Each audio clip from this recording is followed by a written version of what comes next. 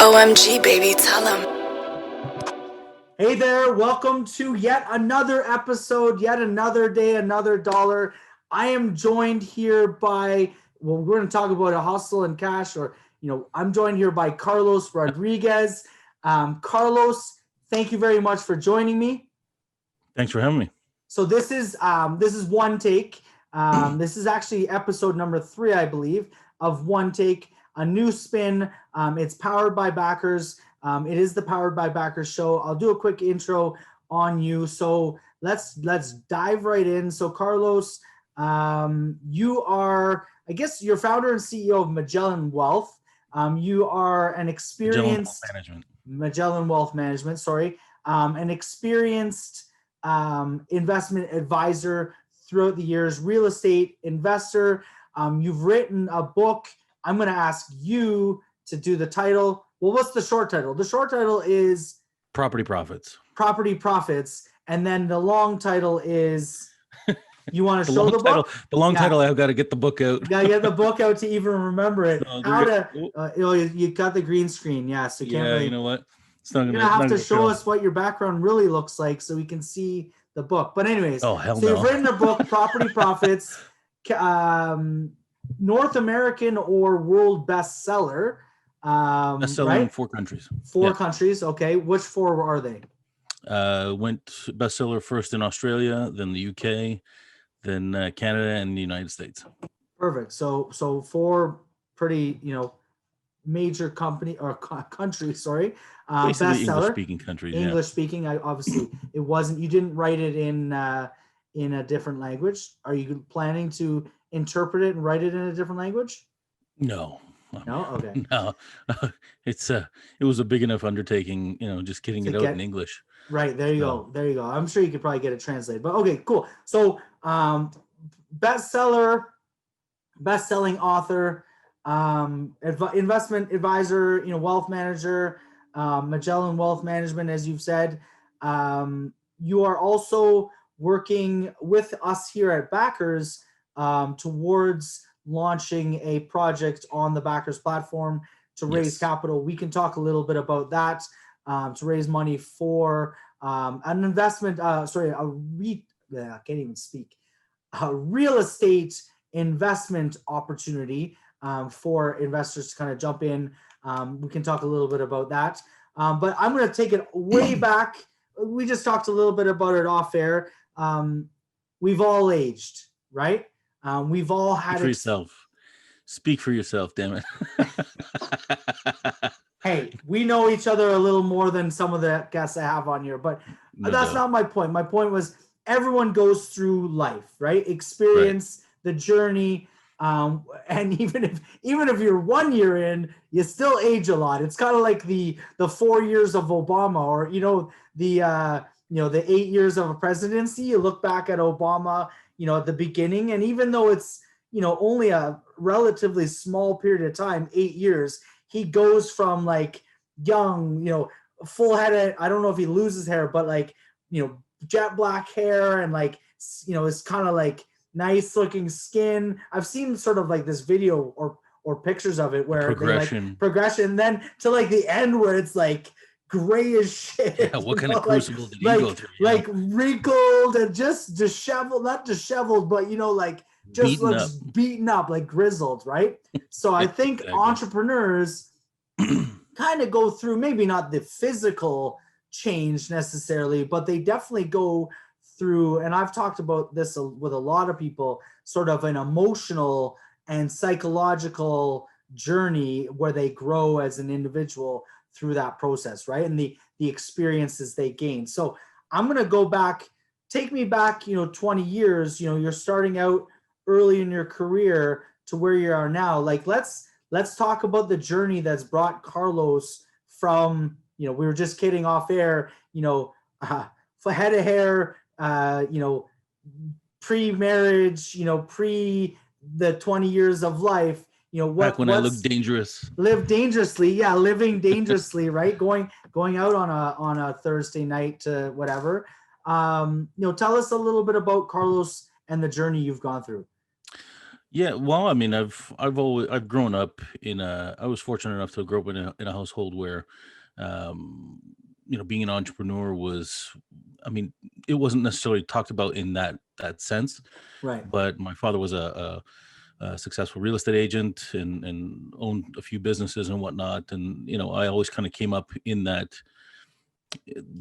Basically, the talk at dinner was about the deal that happened, or how he was dealing with clients and things of that nature, Right. getting new leads, the whole process of I was getting the lesson on being an entrepreneur without even Knowing really it. knowing it, you know what I Right. mean? Seeing the difficulties that he went through, and the amount of time that he had to put in to really make it a success, seeing how his goals were and whatnot, and me being the older son, I was the sounding board, right? So I mean, if he wanted to talk about something or whatnot, it was basically, Carlos, come sit down here. I was like, oh, Dad, I want to go play video games or whatever it was. But um, I got a firsthand lesson in being an entrepreneur, and not always seeing the successes, but definitely seeing what I didn't want, what I did want, and ultimately, um, taking that path myself. I never. I mean, I had the jobs through high school and whatnot to make Right. make the money that I The needed pocket to, change or whatever. Right. to Yeah. go and be a savage on the weekend or whatever it was with the boys, pounding back drinks or whatever it was, chasing That's them. the Thursday we were just talking about. Yeah, Savage on the weekend with the boys. I'm not going to Um, deny it. I'm not going to yes, deny it. yes, I mean, exactly. you had to let loose every once in a while. Right. But back when I had hair, and but anyways, Life I knew, changes. yeah, but I knew early on that having a 9 to 5 job wasn't going to be uh, what made me happy, right? Right. And I always knew that I needed to make some kind of success, building something for myself and for my, leaving a legacy for my family. Right. But and recognized early on, with my dad being a real estate agent, he would talk about mortgages and the different financing and things of that nature. Like, what the hell's a mortgage? Is that a loan to buy a house? Why don't you just buy it? Just call it a loan. Jesus, why do you have to put a name on it? You know what I mean? Right. And It's so, actually anyways, that's actually an interesting question. Why is it called a mortgage and not just a home loan? right? I, But anyway, uh, I never looked into it, but I'm gonna look it up while you keep talking. But yeah, let me. so, anyways, recognize that there was a lot of knowledge that I didn't have that I needed to acquire if I was going to be successful, or even know how to manage money, my own money, to the point where it was going to be working for me and not against me. As frankly, most people, they make money, they don't really understand how it works, how Right. to get it working for them, and it ends up being a big detriment to them. And I guess they kind of get to a point where they're like, well, the government should be paying for this, or I should have a pension here, or whatever it may be, and that's fine, but there's more out there, and Right. more that you understand about how the world works around you, then you can put it to work in your favor. And so I recognized that that was something I needed. And at that point, uh, I had started a little specialty foods business while I was in college, but it wasn't going in the direction that I wanted. And so, anyways, looked to get another job and see if I could learn something a little bit more. And through that process, I ended up at Freedom 55, which is London Life. Now London Life and Canada Life and Great West Life have all amalgamated. Right. Power core. So, well, Power Core owns all them. Right. They own them. That's the parent company. But the Great West, London Life, um, Canada Life, and I believe one other company merged, and they're just all under the Canada Life umbrella now. Oh, okay. So, and this was very recent, but it was just after I left actually. But was at Freedom 55 for about 10 years and learned quite a bit as far as, managing money and the different products that are out there. And it really has helped, when kind of trying to navigate the whole financing portion of real estate investing. I've had a real leg up on a lot of individuals who come in basically knowing nothing. And it's with my background as with my father as a real estate agent and also a successful real estate investor who at one point he had I think it was 10 properties, which now I mean it's kind of like the average. If you have a seasoned investor, Right. they've typically have about 10 properties or more, right? But anyways, went to Freedom 55, did 10 years there, but got to a point where, I was very much an investment guy. I did my life insurance sales and things of that nature, for the whole, 365 degree Right. financial planning kind of scenario. But my claim to fame was building portfolios that made money. Right. And, I got to a point where even though the portfolios were making money, it wasn't, I was making my own money in a different manner and investing in real estate because I never really liked to, um, you know, put my money into a fund that one, I didn't know the guy who was managing it. Two, the investments that, they were going after, they would give you a little blurb, as far as what the fund would do. And then they would charge you a management expense ratio or MER when you look this MER, stuff up. 2.5% MERs. 2.5%. And then, reading later on, discovering, Canada has the highest management fees in the mutual fund industry and whatnot. I was like, what the hell is And this? literally, I mean, I don't like bashing the industry. I worked in it for a bit, but if you look at the holdings of, I mean, you've got a fund manager, they've got their, different philosophies and algorithms that they use to, do different, ratios and all this shit. At the end of the day, the holdings in a Canadian securities fund, if you look at the, company A's fund and companies B's fund, like they're literally like, oh, how much of Bell do you own? How much of Rogers? How much of, RBC? Like they literally, their top 50 holdings in that mutual fund and the percentage holdings of each, like almost mirror each other. So there's no value in, one fund company or over the other, right? It's like, it's all, Yeah. And it's well, I mean, even from a wealth creation standpoint, I mean, name one person that that has ever become wealthy investing in mutual funds.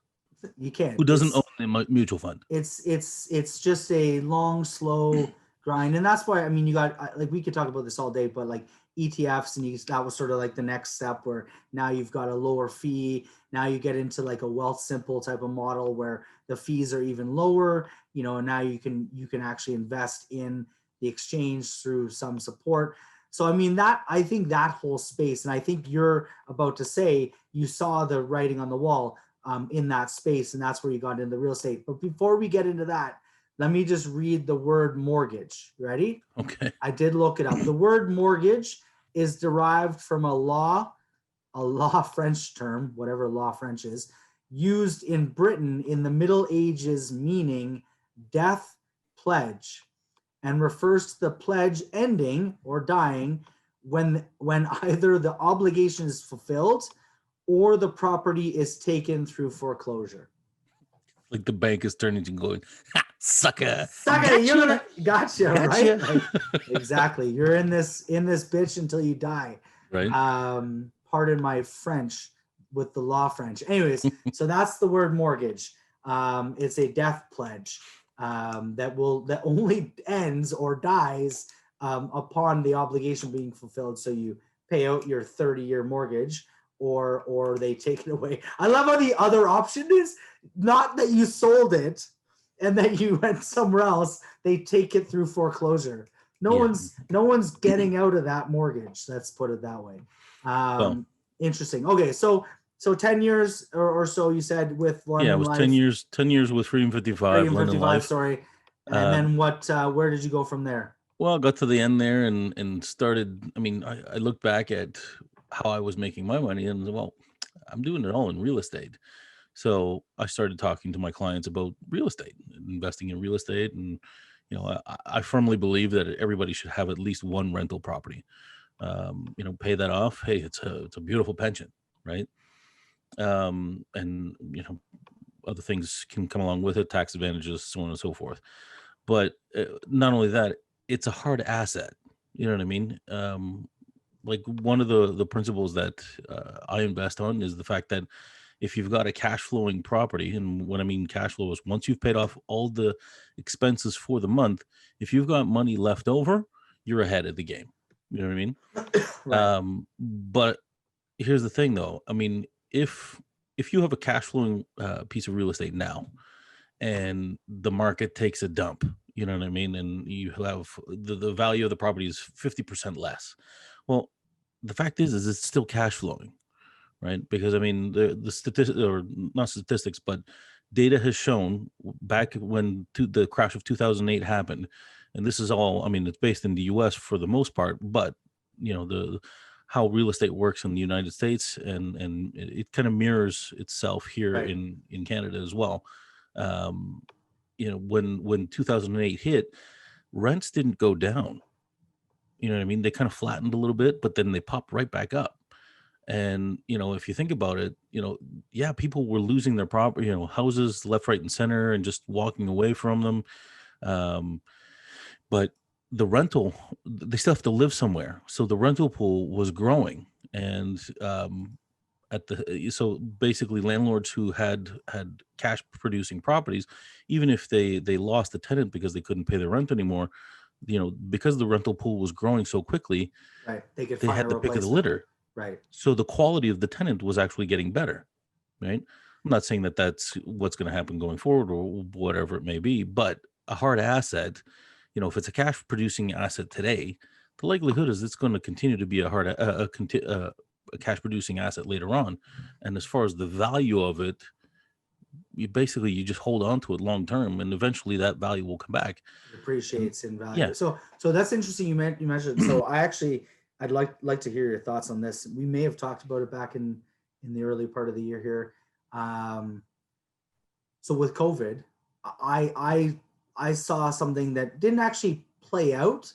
It may still. I mean, we're not completely out of the woods yet. Obviously, we're into whatever we're into right now. But I saw for the first time, especially I think this will come true in commercial real estate, but for the first time there was a real threat that you weren't going to get your cash flow as a landowner, like as the property owner. There was a threat to occupancy rates, or I wouldn't even say occupancy rates because people still need to live somewhere, but the masses ability to pay. Because in the example, with COVID, there was, I think early March, there was a lot of uncertainty. A lot of people were, companies were closing, businesses were closing, people were losing jobs. There was a lot of uncertainty as to where people might get their next, arguably I'll call it paycheck from, or their rent check money from, right?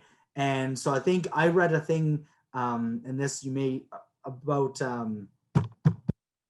Grant Cardone, right? So and I don't know a lot about his. I've seen him, but I don't know his specifics around exactly what he teaches. But I remember reading an article about how he owned so many properties, and that a lot of them were in risk of potential, short, I'll say 3-month default, that was a because that was a yeah, I marketing know there was a tactic for marketing him. thing. He said, I realized there was a marketing thing, but I felt there was still some truth to it because of the fact that so many, like we were talking, like if there's 20-30% unemployment, which was sort of like, the doomsday kind of like what people were thinking, or maybe like, fuck, 20%, like 80% unemployment, right? Where like the whole world just literally goes to shit. At that point, I mean, yes, the world's gone to shit, so everything's gone to shit. But at that point, I felt like real estate could have been, that might have been the first time, you know, and I've thought about real estate for years as well, and looked at it. And, you know, even in university, I thought about buying houses and renting them out to students. Never really did it, but, you know, it always has been a, you know, top of mind. I thought there was the chink in the armor was that, yes, if there's mass unemployment, maybe I'm rambling on, but you get the point that if there's mass unemployment, there is that risk of who's going to pay the rent? Who's going to pay the rent, right? Like Yeah. if you can't evict everyone, right? And maybe you can, but then you still have, you know, 30% occupancy, right? Then you're screwed, right? If your math is, you know, at, like you said, a cash flowing positive property, you know, you need to have whatever the number is, 70, 80, 90, 95% occupancy, then, you know, you're going to get screwed, right? So Well, what were your definitely. thoughts on that? Like, where do you see, I mean, let me just ask you, COVID and what sort of happened, where do you see the real estate market? Obviously things are booming right now. It's fall, you know, wait till winter comes, maybe we'll see things change, but, you know, and especially with another lockdown for the past, you know, next however many days, and, you know, different things that are happening, or restaurants, I guess, are closed. Where do you see real estate in that short term? And I just want to get your feel on that with the COVID related kind of real estate. It's difficult to say, but I mean, you know, with what's like personally, I had 0 tenants not pay their rent. Okay. And So that's out of how many properties do you have right now? at the moment we've got about 10 properties, okay, Okay. with at least 2 units in each property. Okay. So, you know, 20 households, okay. Okay. You know, it comes down to, you know, thankfully I've got a stringent you know, system in how I select tenants, and, you know, to try and mitigate different problems that might happen. I mean, you're always trying to mitigate, you know, Your risk. the risks that Right. are coming down the pipeline. What if somebody loses a job, blah blah blah, you know. um Thankfully, you know, those that did lose their job, they had CERB, and you Right. know, And that's one of the things that I didn't mention in my previous comment, is that the government did, they stepped up. especially in Canada, you know, I don't know about other countries, but like in Canada, you know, I'm on the board of my kids' daycare, right? And so, Hmm. you know, we had to, you know, went through issues with the staff, right? The staff and the daycare stuff, because it was closed. Like daycares were closed for, I don't know, 4 months or whatever, right? So there was still different things. So there was like, once they came back, so there's the CEWS, right? So the something COVID employee wage subsidy, I think, and Okay. maybe so similar, you know, so the government did step up, but I think that was, you know, and that's great that the government did, but if the government doesn't step up, I think a lot of people are, you We know, would have in been in a much right, different scenario. right. But, you know, and this is not to say that I you know, I agree with all the liberal politics and whatnot, but as far as what they did to, you To know, buoy the system, to kind of keep it yeah, to kind of afloat. buffer what's happening Yeah. here. I mean, yeah, we're gonna feel it down the road, but, you know, putting the $2,000 a month or whatever it was in somebody's pocket. Feel it down the road. Our and I'm not one to big proponent, and I almost I'll play my cards here. The government debt, I don't think, is a really big issue in my opinion. Maybe I'm completely wrong, but the so-called debt went from, you know, what was seemingly high at, and my B and T might be off, I'm going to say 27 trillion, and it now is at 300 trillion. Is it trillion or billion? I believe it's in the trillions, Trillions, right? It's but now like we're at, like, don't as a quote me on it. government, I haven't looked at the yeah, but number in we're a like while. $300 trillion in debt. So, I mean, yes, the government did what it had to and could, and now people will say, well, this is going to ruin Canada for years to come. But I think over time, yeah, I don't want to get into that Fact conversation. is, 90% of Yeah. the people who are saying stuff like that, I mean, unless they're an economist, they have no idea No what the idea hell they're what it talking even about. matters. Yeah, how it Yeah, even affects them. Exactly. the average That's person, I mean, 90% of the people out there have no idea how our monetary system works to right. begin with. So, you know, when I hear stuff like that, it's Debt kind to of, GDP ratios and shit like that. yeah, Yeah, the average person isn't understanding, Yeah. what So any of that anyway, means. So but this is again, why I believe so much in owning hard assets, right, right? When you have a I mean, even if you have to sell it off, the fact is that there's an intrinsic value there that, somebody's going to want to buy it, right, right? Even if it's at a loss, whatever it may be, right, it can produce, it's producing money, right? And the thing is that when the market value or that paper, whatever index you're looking at drops, well, if house prices drop by 0.5%, or excuse me, by 50%, doesn't mean that 50% of my house is gone. 100% of the house is still there. It's right, still producing. You know what I mean?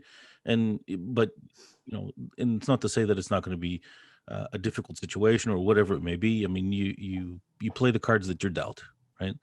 And I mean, for us with the properties that we have, the first thing that we, right away, communication. You have to be able to communicate with your tenants early, often, and put in place a game plan to try and mitigate these problems. right, And for us, the when we communicate with the tenants, it was not like a hard and fast, hey, you don't pay your rent and you're going to have right, problems. It's like, no. Listen, everybody's in this together, and if we're going to come out of this, we've got to work together. right. There's still bills to be paid, and to think that because you're not going to get evicted, now during COVID, if somebody was to come to me and say, oh, you know what, I can pay it, but I'm not going to, now we got a problem, Right. right? And that's more an arrogant position as opposed to, And there listen, were people out there that went that route, right? you I mean, bet, people were absolutely. like, Thankfully, I didn't screw have any of my, landlords, right? yeah, Yeah, thankfully, my tenants you know, um, they know that I'm there for them, right, and that I'm providing a service basically for them. I'm putting the roof over their head and maintaining that roof. So the fact is that if they don't pay the rent to me, I can't pay the mortgage. I can't pay the mortgage. well, Someone's yeah, that's the big problem, right? And then the roof is no longer over and the their roof is head, no right? longer there. It's like, hey, you don't pay me? Hey, that's Yeah, cool. I yeah, have my roof. You yeah, know what I mean? But at the end of the day, I mean, if things went that route, I mean, I'm yeah, talking streams, right? And if somebody did, put that house under power of sale, yeah, guess what? You're moving anyway. yeah. You know what Well, I mean? it's funny that people. So I mean, I'm kind of retracing my memory here, and we all know as we get older, our memory isn't as good as it used to. But I remember sort of early COVID, there was like, I think the government came out with sort of talk that, hey, people don't pay rent, right? And then landlords were like, whoa, wait a second. I still have my mortgage, because banks weren't exactly saying don't pay your mortgage, right? So it was Yeah, like, exactly. you had this sort of, We'll let you defer yeah, it. We'll defer defer your payments. yeah. What is Well, that? yeah, then the banks came out with deferrals, where essentially, you got For 6 some months people, for some I people, I couldn't I guess. couldn't Yeah, get that deferral. right, You know what I right. mean? I guess, So yeah, you had to qualify. So you get a deferral for, X months. You still have to pay it, and it probably increased your overall interest on the capital, because now you've left it for an additional 6 months. So your overall cost, right, was going to be higher long run. sure, sure, But in the long term. anyways, But yeah. So it's I a mean, hard asset. You have invested in it. You've done well with COVID. So where do you see the market going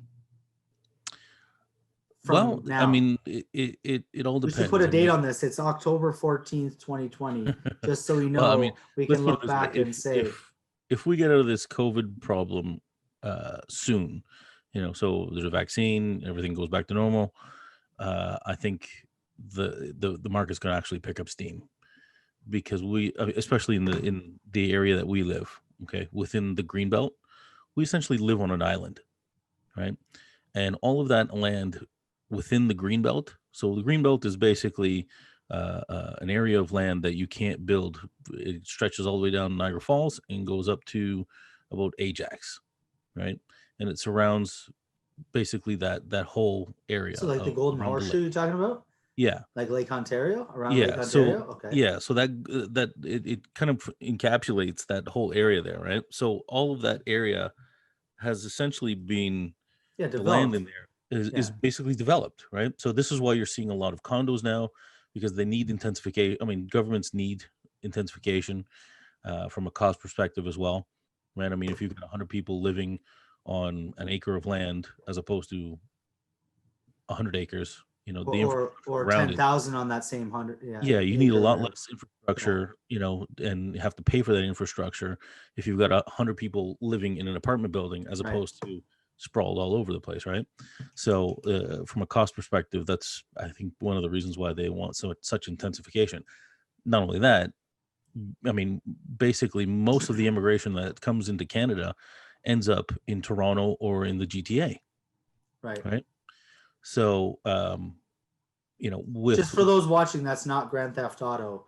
That's the Greater Toronto the area. Greater Toronto area, yes. Yes. So, and I mean, it's like molasses. They come into Toronto and it just kind of spreads out, right?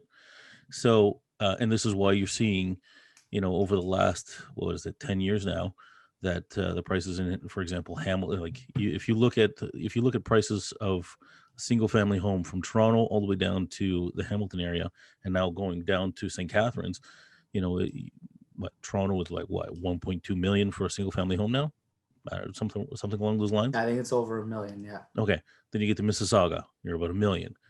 Oakville is kind of a different nut there, but it's still in a thousand, a million, and up. Burlington, 800,000. Then you get to Hamilton, and I think the average home now here is about half a million. So 10 years ago, it was half that. So what you end up seeing is, I mean, it's basically transit. People can't afford in Toronto, and they move out, Right. right? So, and Similar to like Barrie, right? I mean, right, Barrie, I don't know what it is now, but I remember, 15 years ago, and probably still now, it was considered the fastest growing city in North America, because it was literally as that's recent our though. That's recent. well, in the past 10 years. Yeah. Okay. Yeah, 10 Um, years ago in that range, because it was basically it's an hour ish to the downtown core, but look at and when that happened. and there was It was what do you mean? transit, right? When they finally had that connecting line. I'm not sure if it was a highway The or 400, I guess, okay, would be yeah. the So main. once that came in, boom, it exploded, right? Right. So, but the point I'm trying to make is that the green belt has basically made the area around the lake there an island, and you keep shoving people in there. I mean, there's only so much land. So, economics 101, you increase demand and you don't increase the supply, price is going to go up, Right. Right. right? So do you think? So I guess the question. So you're talking about an island. So Hong Kong. So my wife's originally from Hong Kong. Hong Kong is an island, right? And so it's got a huge. Talk about intensification. I think you're talking about like the density, right? Like intensifying the density of the population. So they've got, I don't 20 million, 30 million. I don't know the number exactly, in an area probably the size of only a portion of maybe Toronto, right? And they've got 10 times the population in that small area, and they've got fuck, I remember being in her cousin's condo. I think we were on like the 60th floor. Like it's unreal. Like I live in a condo now. We're on the 17th, but I can imagine like they ours stop at about 30 usually, maybe 40. And now they go all the way up to like 60, 70 story condos, right? And you've got, and there's nothing but a sea of condos. I mean, we drove downtown Toronto this past weekend, and again, all along the lake shore there, they're just condo after condo after condo right? along downtown Toronto, right? So Exactly. so now you're packing them in. But I guess my question is, obviously the lake's one side, but where does the border end? Like you could start going out to Bowmanville, you can start going up to Peterborough, you can start going across Barrie. out to, Well, this, KW, right? yeah, And like everywhere in between. And obviously you said down in Niagara, Hamilton. I mean, what's to stop somebody? I guess is transportation the that's key. exactly it. And the Okay. smart money follows transit. I mean, if you look at, as soon as they put that GO station down in St. Catharines, all along the lake and on both sides of the highway, you know what I mean? You see a ton of construction going up. Right. You know what I mean?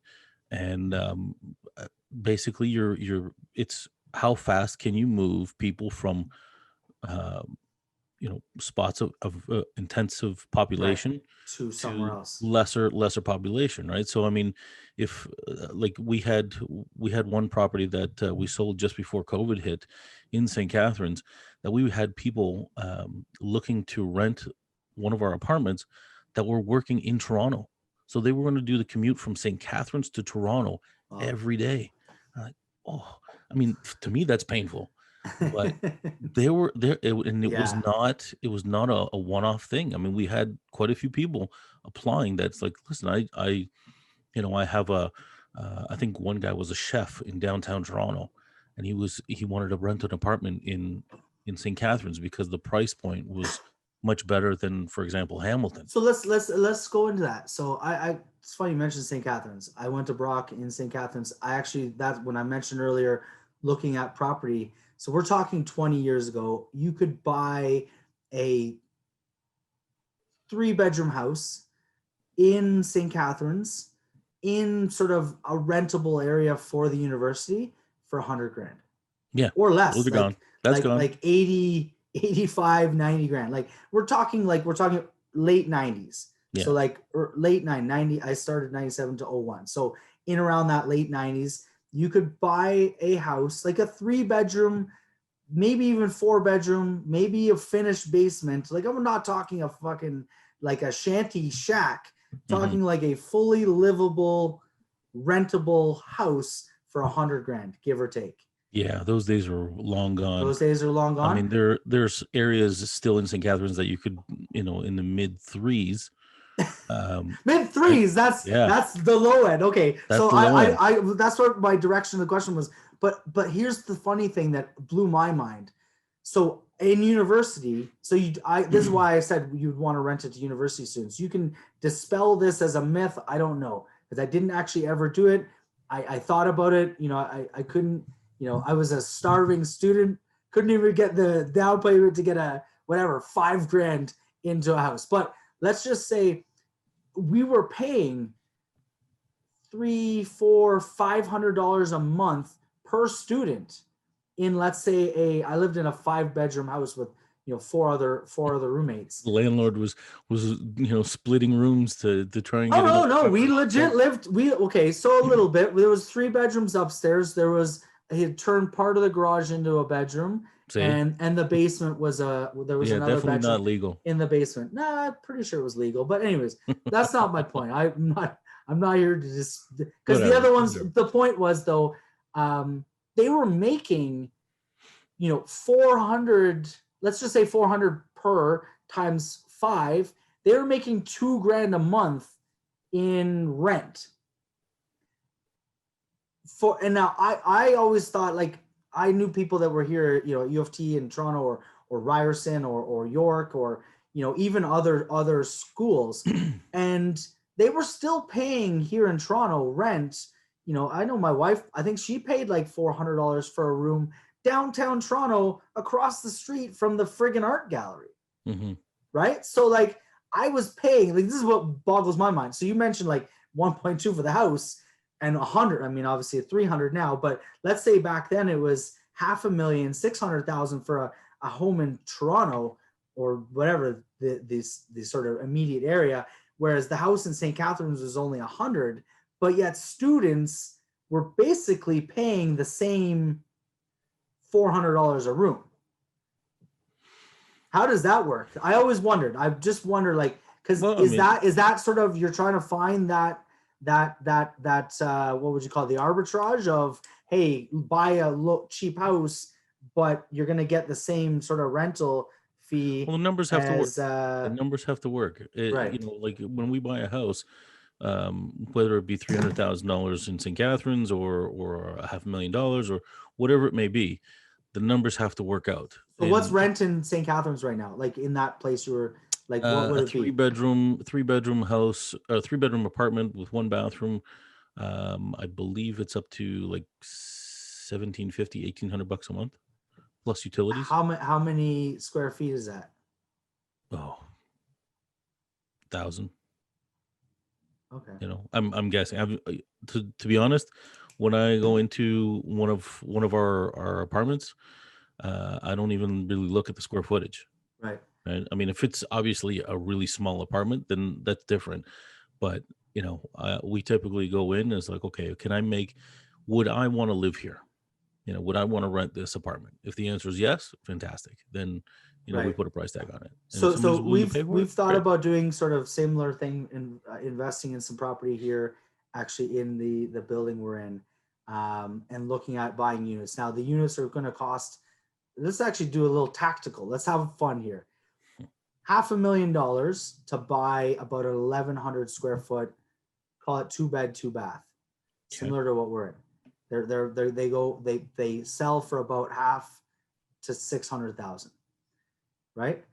What can you like? I'm always wondering, like in St. Catharines, that now, so arguably, I think renters you can get about 22 to 2,500 research a month. There's websites that you can go on to. One that I like to use. I don't know if we can put this on there, but you can do whatever you want. This is all right.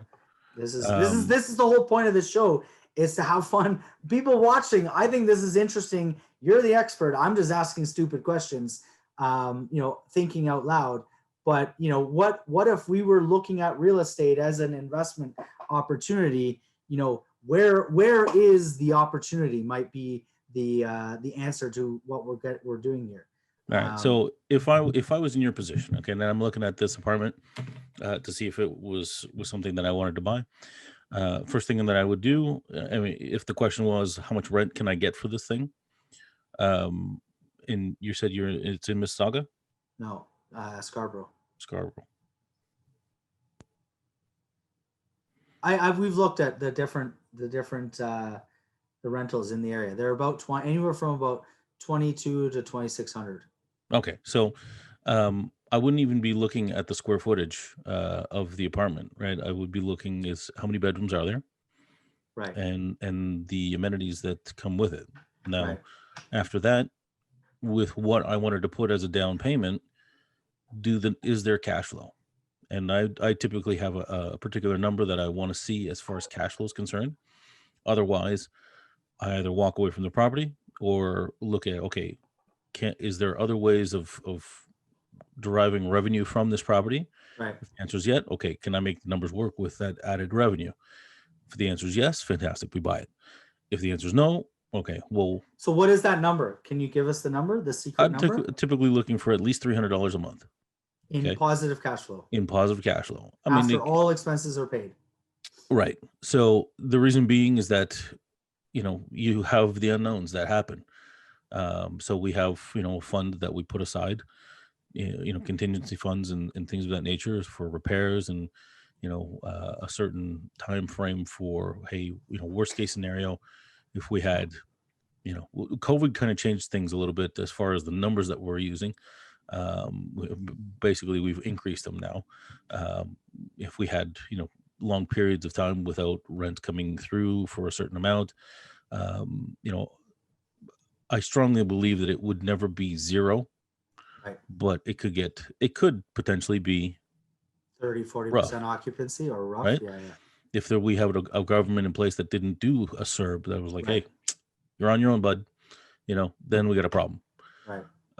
Then there's we've got to take contingencies into account, whether that's selling off properties to increase the cash that we have on hand, or sell some to pay off others, that kind of stuff. At this point we've got enough equity in a lot of the properties that if I sold a certain portion, I could still pay off a lot of the mortgages that we have. So continuing to have those assets, but decreasing the expenses that we have to put out there. But in that particular case, if we have to put a bigger down payment, how big a down payment? Does it make sense to put that large down payment? Because really, any property can be made to cash flow. It's just the number, the dollar amount that you need to put down as a down payment to make those numbers work, right? Okay, Interest because if you rates, put a larger down payment now, but your then you have obligation is to less. now your obligation's lower. I get that, but you had to come up with that money. So is the time value of money or the use of capital in the down payment worth the increased cash flow? Exactly, right? So, I love are your you? answer. Exactly. I'm Yeah. not even So, sure well, what I I mean, said, if but you got a yes, $500,000 more, no, if you got a yeah, $500,000 mortgage, yeah. right? And I don't know, I'm just picking numbers out of the air. If what's 20% of $500,000? 100,000. Okay, so if it's 100,000, and the numbers are you're making what, I don't know, $50 worth of cash flow, or you're negative $100 in cash flow. Right. Well, does it make sense to Put increase it another 100,000 in, kind of thing? 100,000, 25,000, whatever the number may be? So, okay, how much do you have to increase that down payment? Can you kind of come up with it, to begin with? Right. If you can't, well, you got to move on. You got to find something else, right? Right. Might mean going further out from Scarborough.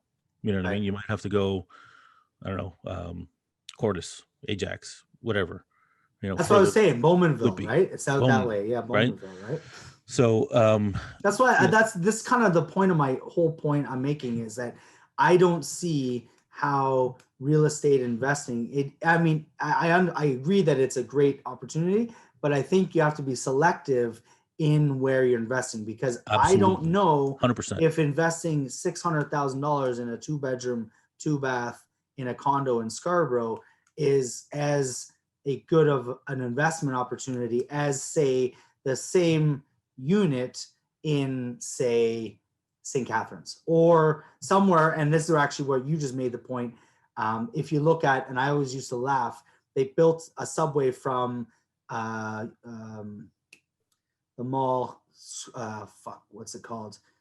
Shepherd and 404. Yeah, I mean, anyways, I'm not familiar. They built. With I can't think of the mall there. They built a line though with like Bessarion and across sort of like the North York line, went to the Young line, the subway line.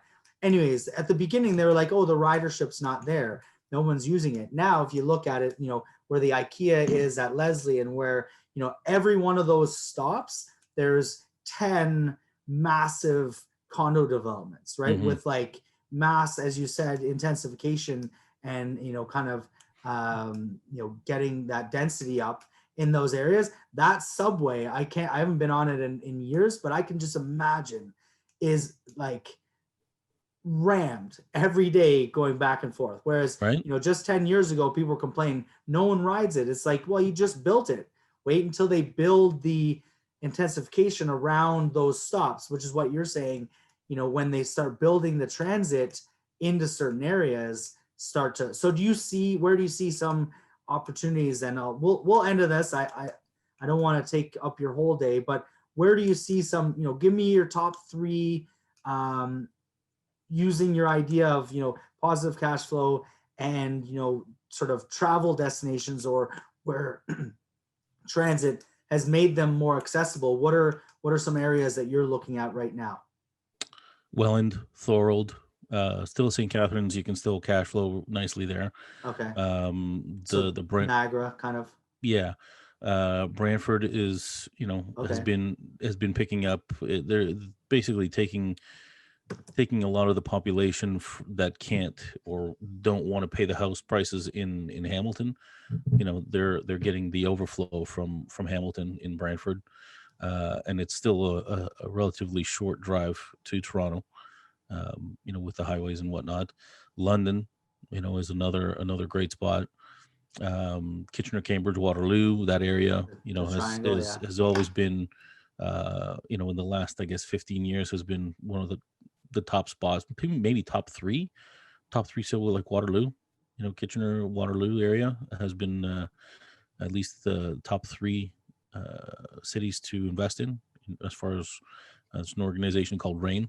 They do a lot of research as far as real estate investment is concerned. Okay. You know, I'm hesitant at this point to go outside of province because I know this area so well. Right. And What about like Windsor? Like, is it too Windsor? far? Absolutely. Or is that Windsor has been picking up quite a bit as far as investment is concerned. I'm or like what's the other one? Not Chatham. What's the other one close to Windsor? I'd have to pull out a map. My brain is fried here. I'd have to pull out a map. Yeah. Sarnia. I don't know too much about Sarnia just yet, but as far as Windsor's concerned, personally, I know quite a few investors that have gone down that way, and house prices are definitely picking up. Yeah. You can't buy the $180,000 house down there anymore. So does the $100,000 home exist anywhere in Ontario? Maybe in Kenora, or like Thunder Bay or something like that. Way up north. Yeah, way up north. I'm sure they do. No, but like in southern Ontario, kind of Golden Horseshoe, it doesn't exist. Forget it. Good luck. So the golden days of buying, really, interesting. Or something even properties. Sometimes you just kind of look in areas that is like, okay, well, the people aside, as far as who would live in these areas, is just like, okay, there's a house there. How much is that thing worth? Like next door to Stelco, or you know what I mean? Like, right. Who wants to live there? Drive by, yeah. And then your occupancy rates are going to be really low, right? Because there's no jobs, there's no. Well, it's not even that. It's who. The philosophy that I work under is you buy a nice house, you're going to get nice tenants, wanting to live there. You buy a house in a crappy area, nobody like you and I, for example, is going to want to live in a ghetto. You know what I mean? You're going to get people who are satisfied living in those environments, Disclaimer, I don't know if that's necessarily true. I don't know if everyone wants to live in the ghetto. That's probably a conversation for another time. But I get what you're saying. I get the point. I get the point is that like those that you can afford a certain level, you're going to be in that area. Right. And that's the kind of the level of income and the level of sort of tenant you can expect. And if there's high turnover in those types of environments and a high uncertainty, that's obviously going to, spill over into your I'm not trying to offend anybody by comments or anything like that, but your economic ability is going to dictate where you can live, and what you can afford. So but it's as far as finding a $100,000 house in Hamilton. Good luck. So I'm not doing that search. We'll end it on that. I love a quote that I've always quoted. Donald Trump used to say that his grandfather would say, "Hey, Donald," he'd pick him up on Saturday. He'd pick up Donald and say, "Let's go collect rent." That's it. So anyways, we'll end it on that. I always end on one word though. Carlos, again, appreciate it. Guys, follow Carlos, check him out, get his book, Property Profits. He's going to be launching a campaign on backers, so we'll be, I'm sure, talking more on here. Hopefully at the end of the month. In the next October, end of October. October, exactly. We'll be launching that. So we're working on that. Carlos, one word, one piece of advice to give to younger Carlos. What is it? Oh, to the younger Carlos? Yeah. What would you tell Carlos? We Carlos. Petite Forget Carlos. about the car. Forget about the car. Forget about the car. That's more than one word. Car. No car. I don't think I can do one word, man. Yeah. Forget about the car. We'll leave it at that. Let people read, and don't worry about the car. Awesome. Yes. Carlos, thank you very much for joining me. Really appreciate it. We'll talk soon. I know it. Best of luck with the investing and the campaign on the platform. Thanks very much. Appreciate you being on here. Thank you. Awesome. Thanks. Cheers. Everyone else, One Take, powered by Backers. I will see you again tomorrow. OMG, baby, tell 'em.